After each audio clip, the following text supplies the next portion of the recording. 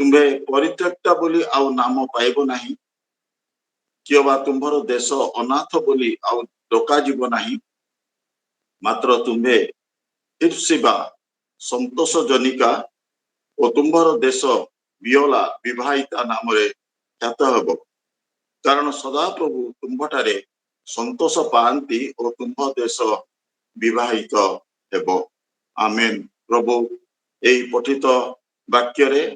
श्रवण रे आशीर्वाद करंतु आमे प्रार्थना करिबा वाक्य को जीवा पूर्व प्रार्थना करिबा। मंगलमय दयालु स्वर्गस्थ पिता परमेश्वर आम मानकर जीवित ईश्वर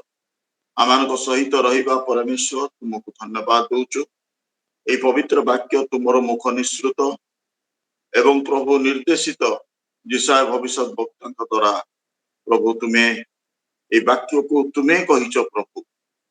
तुमर गौरव हो तुम्हें प्रभु बुझापे आम को साहाय्य कर मते तुम्हें मनोनीत करिच मु जानी नथली प्रभु ए वाक्य आज तुम्हें मते देई व्यवहार करिबो बोली प्रभु तुम्हें जहाँ किछि मते बुझेइच ताहा को प्रभु प्रकाश करिया पाई तुम्हें साहाय्य कर तुम्हें मोर सहित रुह मोर प्रत्येक भाई भणी मान सहित तुम्हें रुह एवं प्रभु ए वाक्य द्वारा तुम्हें आमानकर हृदय मध्य तुमर से गभीर स्वर्गीय चिंता को रखी यार उद्देश्य को रखी प्रभु जीवन रे अग्रसर हवा समस्त गौरव महिमा तुमको दे यीशु नाम रे मांगो पिता आमेन आमेन। प्रभु का नाम धन्यवाद हो ए पदटी आम माने समस्ते सुनिलु एठारे आमे देखुछु ए 62 पर्वर आरंभ रु सदाप्रभु परमेश्वर जिसाय भविष्य वक्ता को एक महत्वपूर्ण विषय घोषणा करिवा पाई आउ ताको प्रकाश करिवा पाई निर्देश दउछन्ति ता होउची सियोनर गोटे नूतन नाम सियोनर गोटे नूतन नाम आमे यदि ए 62 पर्वर प्रथम पद को पाठ करिबा सेठारे लिखा जाउची जे पर्यंत सियोनर धर्म दीप्तिर न्याय और ताहार परित्राण ज्वलंत प्रदीपर न्याय प्रकट न हुए से पर्यंत आंबे ताहा निमंते नीरव हेबा नाही और जेरुसालेम निमंते विश्राम करिबा नाही। या गोटे अति गुरुत्वपूर्ण परमेश्वरंकर भाववाणी जिसाय भविष्य वक्ता द्वारा एठारे से सियोनर भावी परित्राण विषय प्रकाश कर फ्यूचर साल्वेशन ऑफ जियन यह को से घोषणा कर परमेश्वर जिसाय भविष्य वक्ता द्वारा आओ यही स्थान आम देखुचु सियोन शब्दर जो विषय लिखा जाइछि ताहा जेरुसालेम को वर्णना कर सियोन देश आम मैंने जानिचु प्राचीन जिबुसीय पार्वत्य दुर्गर नाम अनुसार नामित होता और राजा दाऊद ए नगरी को प्रथमे जय करथिले एवं ए दुर्ग तार अंश विशेष थिला ए विषय आमे द्वितीय सामुएल 5 पर्वर 6 और 7 पद रे देखुचु सेठारे ए विषय रे लिखा जाउची राजा दाऊद तांकर लोक माने जिबुसीय मानक विरुद्ध रे जेरुसालेम को यात्रा कले आउ ताहा से माने अधिकार कले 7 पद रे आमे देखुचु तथापि दाऊद सियोनर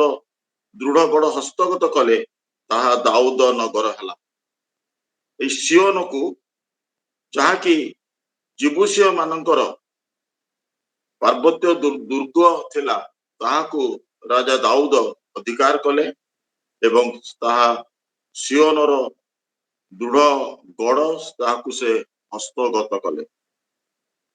आउ आमाने बाइबल विशारद माने कहंती संभवतः एई स्थान रे नियम सिंधुक को एक स्वतंत्र आवास तंबुरे किछि दिन पय रखा जाइता सियोन शब्दटी होची पृथ्वी रे ईश्वरंकर वासस्थान किंबा मुख्य उपासना स्थली बोली मध्य उल्लेखित होइछ कारण गीत संगीता आमे 9 पर्व 11 पद रे लिखा जाउची सियोन निवासी सदा प्रभुंकर प्रशंसा गान कर गोष्ठी मानक मध्य तांकर क्रिया सब प्रकाश कर ତେଣୁ ଏଇ ସ୍ଥାନଟି ଗୋଟିଏ ସ୍ୱତନ୍ତ୍ର ଈଶ୍ୱରଙ୍କର ଆବାସର ସ୍ଥାନ, ଯୋଉ ସ୍ଥାନର ଲୋକମାନଙ୍କୁ କୁହାଯାଉଛି ସିଓନ ନିବାସୀ ସଦାପ୍ରଭୁଙ୍କର ପ୍ରଶଂସା ଗାନ କର, ଆଉ ଗୋଷ୍ଠୀ ମାନଙ୍କ ମଧ୍ୟରେ ତାଙ୍କର କ୍ରିୟା ସବୁ ପ୍ରକାଶ କର। ଏହା ଗୋଟିଏ ନିର୍ଦ୍ଦେଶ। ଏବଂ ଗୀତ ସଂହିତା 74 ପର୍ବ ତାର 2 ପଦରେ ମଧ୍ୟ ଲେଖାଯାଉଛି, ଇସ୍ରାଏଲ ଜାତିର ମୁକ୍ତି ପାଇଁ ଆସଫ ଲେଖକ ଲେଖୁଛନ୍ତି, ପୂର୍ବ କାଳରେ ଯାହାକୁ ତୁମେ କିଣିଅଛ, ତୁମେ ଯାହାକୁ ଆପଣ ଅଧିକାରର ବଂଶ ହେବା ପାଇଁ ମୁକ୍ତ କରିଅଛ, ତୁମର ସେଇ ମଣ୍ଡଳୀ କି ଓ ତୁମର ବାସସ୍ଥାନ ସିଓନ ପର୍ବତକୁ ସ୍ମରଣ କର। ତେଣୁ ପ୍ରିୟ ପ୍ରଭୁଙ୍କର ଦାସଦାସୀ ମାନେ ଆମେ ଦେଖୁଛୁ ଏଇ ସିଓନ ସଦାପ୍ରଭୁ ପରମେଶ୍ୱରଙ୍କର ଏକ ସ୍ୱତନ୍ତ୍ର ଆବାସ ତମ୍ବୁରେ ଆଉ ତାଙ୍କର ନିୟମ ସେମିତିକୁ ଯୋଉ ରଖାଯାଇଥିଲା, ଏହା ତାଙ୍କର ଗୋଟିଏ ଉପାସନା ସ୍ଥଳ। ପରମେଶ୍ୱରଙ୍କର ଉପସ୍ଥିତି ସେଇ ସ୍ଥାନରେ ଥିଲା ସିଓନରେ, ଏବଂ ସେ ଏଇ ବିଷୟକୁ ସେ ପ୍ରକାଶ କରୁଛନ୍ତି। ଇସ୍ରାଏଲ ଜାତିର ମୁକ୍ତି ପାଇଁ ସେ କହୁଛନ୍ତି, ଆସଫ କହୁଛନ୍ତି, ପୂର୍ବ କାଳରେ ଯାହାକୁ ତୁମେ କିଣିଅଛ, ଯାହାକୁ ଆପଣ ଅଧିକାରର ବଂଶ ହେବା ପାଇଁ ମୁକ୍ତ କରିଅଛ, ତୁମର ସେଇ ମଣ୍ଡଳୀ କି ଓ ତୁମର ବାସସ୍ଥାନ ସିଓନ ପର୍ବତକୁ ସ୍ମରଣ କର। ସେ ଇସ୍ରାଏଲ ଲୋକମାନଙ୍କୁ এই ବିଷୟରେ ଆସଫ କହୁଛନ୍ତି। ଆମେ ଜୋଏଲ 3 ପର୍ବ 21 ପଦର ଶେଷ ଅଂଶରେ ଲେଖାଯାଉଛି, କାରଣ ସଦାପ୍ରଭୁ ସିଓନରେ ବାସ କରନ୍ତି। ସଦାପ୍ରଭୁ ପରମେଶ୍ୱର ସିଓନରେ ବାସ କରନ୍ତି ବୋଲି ଜୋଏଲ ଭବିଷ୍ୟତ ବକ୍ତା এই ବିଷୟକୁ ମଧ୍ୟ ପ୍ରକାଶ କରୁଛନ୍ତି। এই ସିଓନ ଦେଶ ବା ସିଓନ ସେଇ ପର୍ବତ ସେଇ ନୂତନୀକୃତ ଏବଂ ପୁନଃ ପ୍ରତିଷ୍ଠିତ ଜେରୁସାଲେମକୁ ଦର୍ଶାଉଛି, ଯେଉଁଠାରେ ଖ୍ରୀଷ୍ଟ ପ୍ରଭୁ ଯୀଶୁ ଖ୍ରୀଷ୍ଟ ଏଇ ଇତିହାସର ଶେଷରେ ପୃଥିବୀ ଉପରେ ରାଜତ୍ୱ କରିବେ। ସେ ପୃଥିବୀକୁ ଯେତେବେଳେ ଆଉ ସେ ଆଗମନ କରିବେ, ତାଙ୍କର ଦ୍ୱିତୀୟ ଆଗମନ ସମୟରେ ଆଉ ଏଇ ଜାଗାରେ ସେଇ ସିଓନରେ ସେଇ ନୂତନୀକୃତ ଏବଂ ପୁନଃ ପ୍ରତିଷ୍ଠିତ ଜେରୁସାଲେମରେ ଆଉ ସେ ରାଜତ୍ୱ କରିବେ। ଆଉ ଏଇ ସିଓନ ମଧ୍ୟ ଈଶ୍ୱରଙ୍କର ଅନନ୍ତକାଳୀନ ସ୍ୱର୍ଗୀୟ ନଗରକୁ ବୁଝାଉଅଛି। ତେଣୁ ଏଇ ଅଧ୍ୟାୟ ଏପରି ଏକ ଦିନ ବିଷୟରେ କହିଛି, ଯେତେବେଳେ ଜେରୁସାଲେମ ପୁଣି ଥରେ ଈଶ୍ୱରଙ୍କର ଗୌରବରେ ଓ ଧାର୍ମିକତାରେ ପରିପୂର୍ଣ୍ଣ ହେବ। ଈଶ୍ୱରଙ୍କର ଗୌରବ ଅର୍ଥାତ୍ ତାଙ୍କର ବିସ୍ମୟ, ତାଙ୍କର ସୌନ୍ଦର୍ଯ୍ୟ ଏବଂ ତାଙ୍କର ମହିମାରେ ପରିପୂର୍ଣ୍ଣ ହେବ। ଏବଂ ଧାର୍ମିକତା ହେଉଛି ଯାହା ଠିକ ତାହା କରିବାର ଇଚ୍ଛା ଓ ସାମର୍ଥ୍ୟ ଏବଂ ଈଶ୍ୱରଙ୍କର ଚରିତ୍ରର ପ୍ରତିଫଳନ ଓ ଈଶ୍ୱରଙ୍କ ସହିତ ଏକ ସଠିକ ସମ୍ପର୍କ ସ୍ଥାପନ ସେ କରିବ। ତେଣୁ ଜେରୁସାଲେମରେ ପୁଣି ଥରେ ଈଶ୍ୱରଙ୍କର ଗୌରବରେ ଧାର୍ମିକତାରେ ପରିପୂର୍ଣ୍ଣ ହେବ, ଆଉ ଈଶ୍ୱରଙ୍କର ଲୋକମାନେ ଏହାର ପ୍ରାଚୀର ଭିତରେ ଶାନ୍ତି ଓ ଆନନ୍ଦରେ ବାସ କରିବେ। ସମସ୍ତ ଜଗତ ଜେରୁସାଲେମର ସେଇ ଗୌରବ ସ୍ଥାନରୁ ଉପକୃତ ହେବ। ସମଗ୍ର ଜଗତ ଜେରୁସାଲେମ ଠାରୁ ସେମାନେ ଉପକୃତ ହେବେ। ଏହା ମଧ୍ୟ ଆମେ ଧୀରେ ଧୀରେ ଦେଖୁଛୁ, ପ୍ରଭୁ ପରମେଶ୍ୱର ଜେରୁସାଲେମକୁ କିଭଳି ଭାବରେ ଆଶୀର୍ବାଦରେ ପରିପୂର୍ଣ୍ଣ କରି ରଖିଛନ୍ତି। ସମସ୍ତ ଜ୍ଞାନ ଗାରିମାର ଉତ୍ସ ହେଉଛି ଜେରୁସାଲେମ, ଆଉ ସେଇ ସ୍ଥାନରୁ ଜଗତର ଜ୍ଞାନୀ ମାନଙ୍କର ଉତ୍ପନ୍ନ, ସେଇ ସ୍ଥାନରୁ ଜଗତର ସମସ୍ତ ଉତ୍ତମ ବିଷୟ ସେ ସ୍ଥାନରୁ ଉତ୍ପନ୍ନ ହୋଇଛି ଏବଂ ଚାଲିଥିବ। ସେଇ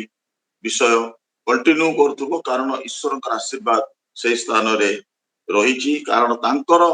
ଉପସ୍ଥିତି ସେଇ ସ୍ଥାନରେ ଅଛି। ପରମେଶ୍ୱରଙ୍କର ପ୍ରିୟ ଲୋକମାନେ ସେଇ ସ୍ଥାନରେ ଅଛନ୍ତି ଏବଂ ସେଇ ସ୍ଥାନକୁ ସେ ତାଙ୍କର ମହିମାରେ ପରିପୂର୍ଣ୍ଣ କରି ରଖିବେ, ଯେତେବେଳେ ପ୍ରଭୁ ଯୀଶୁ ଖ୍ରୀଷ୍ଟଙ୍କର ଆଗମନ ସେଇ ସ୍ଥାନକୁ ହବ। ତେଣୁ ଆମେ ଦେଖୁଛୁ ପୃଥିବୀ ଓ ଏହାର ବିଦ୍ରୋହୀ ଲୋକମାନଙ୍କ ଉପରେ ଯେତେବେଳେ ଈଶ୍ୱରଙ୍କର ଦଣ୍ଡ ଆସୁଛି, ଯୋଉମାନେ ଏହାର ବିଦ୍ରୋହ କରିବେ, ଯୋଉମାନେ ଆଉ ଈଶ୍ୱରଙ୍କ ଲୋକମାନଙ୍କ ପ୍ରତି ବିଭିନ୍ନ ପ୍ରକାରର ସବୁ କୁରଚନା କରିବେ, ସେତେବେଳେ ଏଇ ଦଣ୍ଡ ସବୁ ଯେତେବେଳେ ଲୋକମାନେ, ଜଗତର ଲୋକମାନେ ଈଶ୍ୱରଙ୍କ ଲୋକମାନଙ୍କ ଉପରେ ଦେବେ, ଆଉ ତାର ସମାପ୍ତି ପରେ ଯେତେବେଳେ ତ୍ରାଣକର୍ତ୍ତା ଖ୍ରୀଷ୍ଟ ଆଉ ପୃଥିବୀକୁ ପ୍ରତ୍ୟାବର୍ତ୍ତନ କରିବେ ସେତେବେଳେ ସେହି ଦିନ ଆସିବ ଯେତେବେଳେ ପ୍ରଭୁ ଶ୍ରୀଖ୍ରୀଷ୍ଟ ଏହି ସ୍ଥାନରେ ତାଙ୍କର ଶାନ୍ତି ରାଜ୍ୟ ପ୍ରତିଷ୍ଠା କରିବେ। ଆଉ ଆମେ ଯଦି ଏଇ ଜିସାୟା 62 ପର୍ବର 11 ପଦକୁ ଆମେ ଦେଖୁଛୁ, ଲେଖା ଯାଉଛି, ଦେଖ ସଦାପ୍ରଭୁ ପୃଥିବୀର ପ୍ରାନ୍ତ ପର୍ଯ୍ୟନ୍ତ ଏହା ଘୋଷଣା କରିଅଛନ୍ତି, ତୁମେମାନେ ସିଓନର କନ୍ୟାକୁ କୁହ, ଦେଖ ତୁମର ପରିତ୍ରାଣ ଆସୁଅଛି, ଦେଖ ତାହାଙ୍କ ପୁରସ୍କାର ତାହାଙ୍କ ସଙ୍ଗରେ ଅଛି ଓ ତାହାଙ୍କ ପ୍ରତିଦାନ ତାହାଙ୍କ ସମ୍ମୁଖରେ ଅଛି। ପ୍ରିୟ ପ୍ରଭୁଙ୍କର ଲୋକମାନେ, ଆଉ ଏଠାରେ ଲେଖା ଯାଉଛି ସିଓନର କନ୍ୟାକୁ କୁହ, ସିଓନର କନ୍ୟାକୁ କୁହ, ଦେଖ ତୁମର ପରିତ୍ରାଣ ଆସୁଅଛି, ଦେଖ ତାହାଙ୍କର ପୁରସ୍କାର ତାଙ୍କ ସଙ୍ଗରେ ଅଛି ଓ ତାଙ୍କର ପ୍ରତିଦାନ ତାଙ୍କ ସମ୍ମୁଖରେ ଅଛି। ଓ ତୁମର ପରିତ୍ରାଣ ଆସୁଅଛି, ଯୋଉ ପରିତ୍ରାଣ ପ୍ରଭୁ ଶ୍ରୀଖ୍ରୀଷ୍ଟଙ୍କ ଠାରେ ଅଛି, ଯୋଉ ପରିତ୍ରାଣ ପ୍ରଭୁ ଶ୍ରୀଖ୍ରୀଷ୍ଟ ଆଜି ଆମମାନଙ୍କୁ ତାଙ୍କ ଠାରେ ବିଶ୍ୱାସ କରିବା ଦ୍ୱାରା, ତାଙ୍କୁ ନିଜର ବ୍ୟକ୍ତିଗତ ତ୍ରାଣକର୍ତ୍ତା ରୂପେ ଗ୍ରହଣ କରିବା ଦ୍ୱାରା ସେ ପ୍ରଦାନ କରିଛନ୍ତି। ଏବଂ ସେଇ ପରିତ୍ରାଣର ଉତ୍ସ ସେ ଯେତେବେଳେ ତାଙ୍କର ଦ୍ୱିତୀୟ ଆଗମନ ହେବ,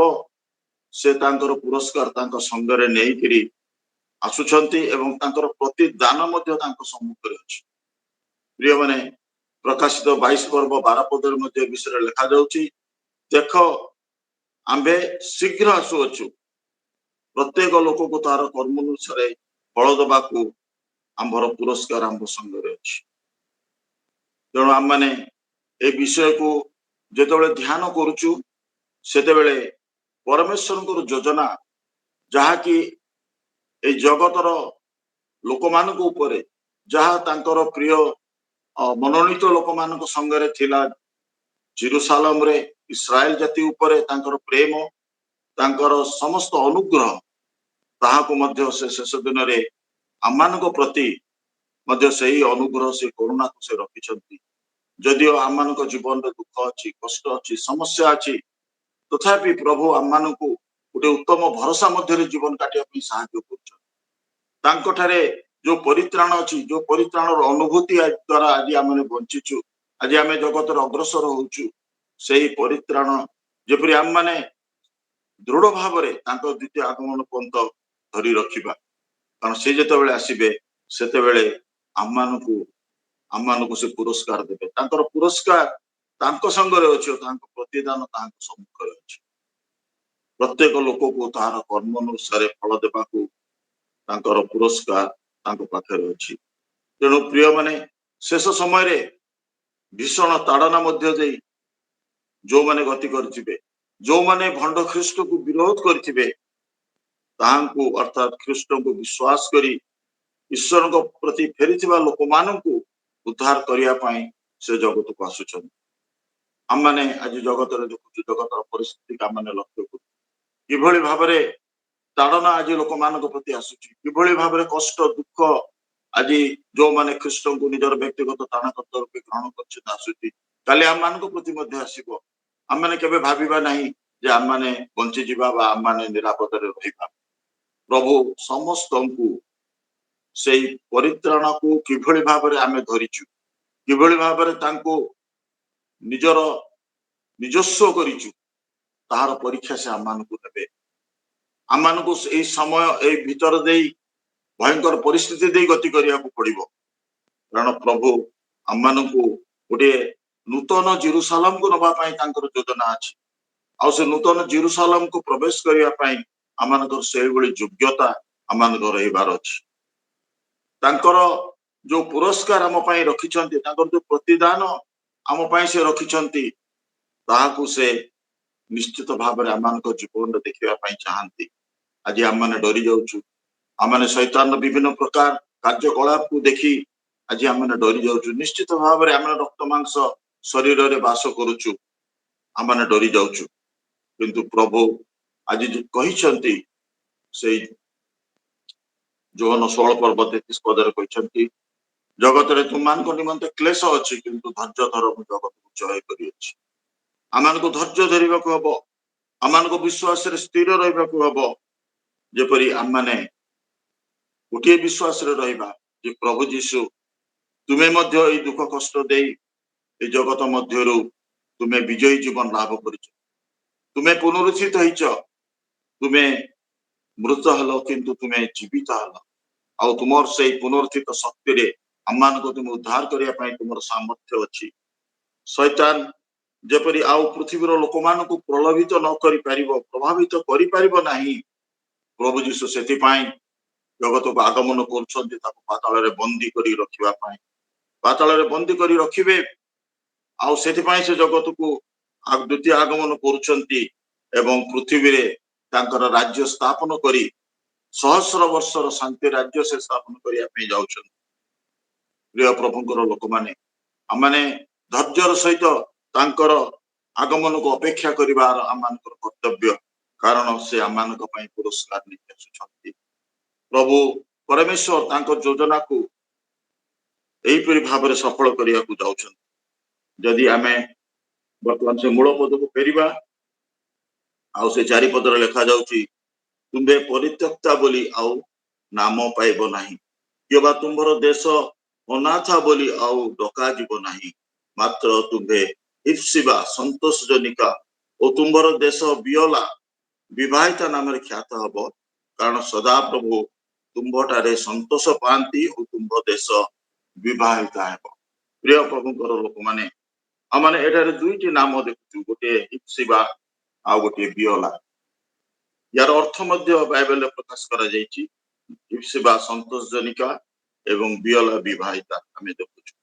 या होची से दुईटी आशीर्वाद ए दुईटी विषय प्रभु संतोष पांती जेतेबेले आमानक जीवन परमेश्वरଙ୍କର सहित प्रभु यीशुଙ୍କ सहित संयुक्त थिबो आमानकर जीवन ईश्वरଙ୍କର इच्छा अनुଯାयी आमानकर जीवन तांको सहित में काटुथुबा सेतेबेले एई विषय आमानकठारे प्रकाश हो कारण लेखा जाउची तुमे परित्यक्ता बोले नाम पाइबोनी आमे गोटे माने अलोड़ा लोक बा अलोड़ा व्यक्ति आमानकर पाखरे कोनोसी आउ कोनोसी कार्य परमेश्वरଙ୍କର योजना हम पाखरे नाही बोले आमे परित्यक्ता हेबा नाही मात्र आमे कोन करिबा ना आमठारे संतोष रहिबो परमेश्वरଙ୍କର संतोष आम पाखरे रहिबो परमेश्वरଙ୍କର खुशी आम मान पाखरे रहिबो परमेश्वरଙ୍କର खुशी आ ए हिप्सिबार मध्ये आ गोटे अर्थ अछि तोठारे मोहर आनंद प्रभु आमठारे आनंद करिवे आमको पाई प्रभु आनंद करिवे प्रिय प्रभु कर लोक माने या जेरूशलेम रो एक नूतन नाम या शेष दिन रे कृष्ण का पार्थिव राज्यठार आरंभ करी अनंत काल मध्य रे यार स्थिति को प्रतिफलन करूछ तेणु प्रिय प्रभुଙ୍କର लोक माने स्वर्ग को जते समय समय स्वर्ग को बियोला देश बोले कहा जाए बियोला देश कारण विवाहिता विवाहिता देश द्वितीय राजावली 21 पर्व 8 पदरे आमे देखुछु एई हिप्सिबा हिप्सिबा मध्ये जिहुदार राजा हिजकियाଙ୍କର स्त्रीଙ୍କର नाम थिला हिप्सिबा आ से नामर अर्थ थिला से जागतिक भाव रे संतोष जनिका आ से राजा हिजकिया से जन उत्तम राजा थिले आ तांकर स्त्री को नाम मध्ये हिप्सिबा थिला या गोटे symbolic name of Jerusalem Hephzibah symbolic name एवं बियोला माने विवाहित आउ या मध्ये गोटे सिंबॉलिक नेम ऑफ पैलेस्टाइन ए नाम गुडी को दर्शाए जे ईश्वर जेरूशलेम सहित तांकर नियम को नूतनीकृत करियछ नियम होची ईश्वरଙ୍କର नियम होची ईश्वरଙ୍କର आदर्श तांकर प्रतिज्ञा एवं तांकर उद्देश्य ऊपर आधारित तांकर लोकमानक सहित तांकर आजीवन चुक्ति जो चुक्ति को हमको पालन करिवार अछि जो चुक्ति को पालन कले आमे तांकर संतोष जनी काहि परिबा एवं हमर देश विवाहिता आमाने समस्त तांकर कन्यार न्याय सेई बरंक आगमन रे समय रे आमे जेपरी सेई निखुंत निष्कलंक आमे देखा जिबा एवं गोटे सेई नूतन जेरूसालेम रे आमानकर प्रवेश करिया पई अधिकार रही आ जदि आमे तांकर सेई नूतनीकृत नियम रे आमाने जदि रहिबा ता होची ईश्वरकर आदर्श प्रतिज्ञा एवं तांकर उद्देश्य पर आधारित तांकर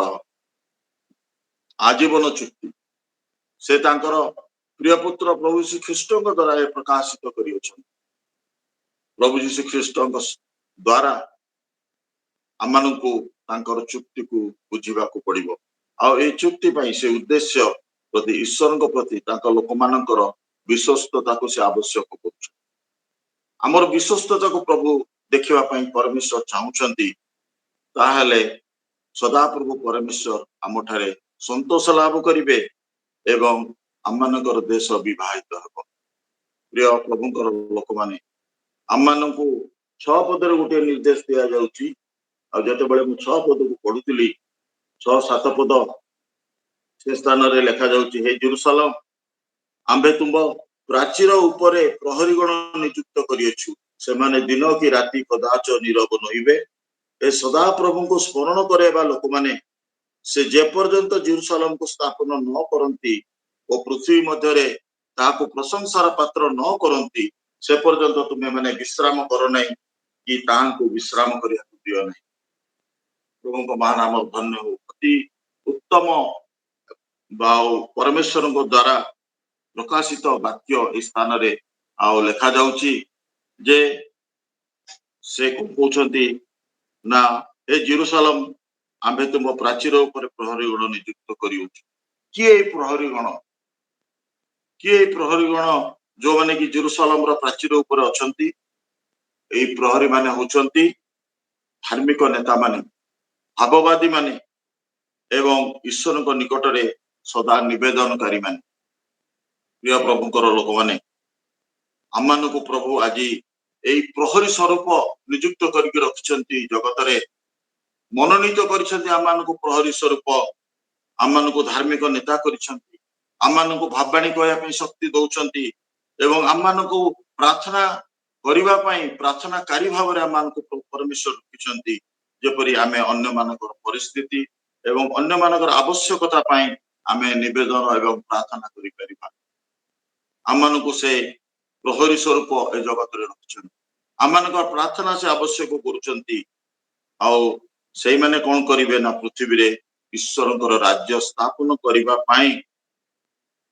प्रार्थना करिबा आदौ बंद करंती नाही। आज इमानुएल प्रेयर टावर पई आमे ईश्वर को धन्यवाद दउछु जो माने कि प्रार्थना करिया पई सदा जागृत एवं एई मन परमेश्वर समस्त को देइछंती जे आमे धार्मिक नेता हबा आमे भाववादी हबा आमे जने प्रार्थनाकारी हबा आमे अन्य मानकर परिस्थिति एवं आवश्यकता पई प्रार्थना करिबा सेई प्राचीर उपरे आम माने रहिबा। परमेश्वर आम मान को से दायित्व देखि रखिछंती सेई परि भाबरे नूतन नियम रो ख्रिस्टियन माने मध्य ईश्वर को उद्देश्य रो सफलता पाई ओ पृथ्वी रे कृष्ण को धार्मिकता राज्य प्रतिष्ठा पाई निरविच्छिन्न प्रार्थनार अभ्यास करिबार आवश्यकता रहछि। तेणु आमे निरविच्छिन्न कृष्णकर निकट रे आउ तांकर राज्य धार्मिकता प्रतिष्ठा पाई आमानक प्रार्थना रहबार आवश्यकता अछि। सेति पाई प्रभु यीशु हमको माथ्यू 6 पर्वर 10 पदरे तांकर प्रार्थना हमको शिखैछंती किबळी भाबरे प्रार्थना करिवो से स्थान लेखा तुमरो राज्य आसु जेपरि स्वर्ग रे सेई पृथ्वी रे तुमरो इच्छा सफल हेउ। एवं 7 पदरे आमे देखुछु तांको योजना रे अंश विशेष भाबरे आमे जानिते बाय समस्त विषय सफल न हेबा पर्यंत हमको निरंतर ईश्वरଙ୍କ निकटरे तांकर प्रतिज्ञा गुड़िक से जे पर्यंत स्थापन न करिसंती तांको विश्राम देबा नाही कि आमे विश्राम नेबा। हालेलुया। प्रभु का नाम रो धन्यवाद हो। हमको विश्राम नबार नाही निवेदन करिबारे एवं तांको मध्य विश्राम दबार नाही। केते सुंदर प्रभु कहउछन्ती मते तुमे मध्य विश्राम दियोनी कि तुमे मध्य विश्राम नियोनी मो निकटरे प्रार्थना तुमे लागि रहो। प्रभु ଆମମାନଙ୍କୁ ଆଶୀର୍ବାଦ କରନ୍ତୁ। ଆମମାନଙ୍କ ନିକଟରେ ପ୍ରଭୁ କିଭଳି ଭାବରେ ଆମ ନିକଟରେ ସନ୍ତୋଷ ଲାଭ କରିବେ, କିଭଳି ଭାବରେ ଆମକୁ ସେ ଆମର ଦେଶ ବିବାହିତ ଦେଶ ହବ, ଅତି ସୁନ୍ଦର ପ୍ରଭୁଙ୍କର ଯୋଜନା ଆମ ପାଇଁ ସେ ରଖିଛନ୍ତି। ପ୍ରଭୁ ଆମ ସମସ୍ତଙ୍କୁ ଏଇ ଅଳ୍ପ ବାକ୍ୟ ଦ୍ୱାରା ଆଶୀର୍ବାଦ କରନ୍ତୁ। ପ୍ରଭୁଙ୍କ ନାମର ଗୌରବ ହଉ। ଧନ୍ୟବାଦ।